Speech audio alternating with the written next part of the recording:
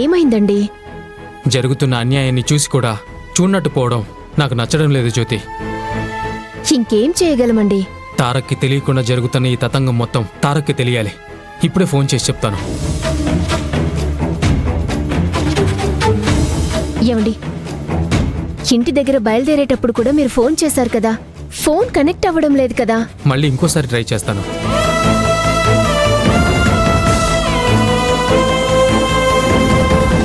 మీరు ఎన్నిసార్లు ఫోన్ చేసినా తారక్ సార్ ఫోన్ లిఫ్ట్ చేసి మాట్లాడరు.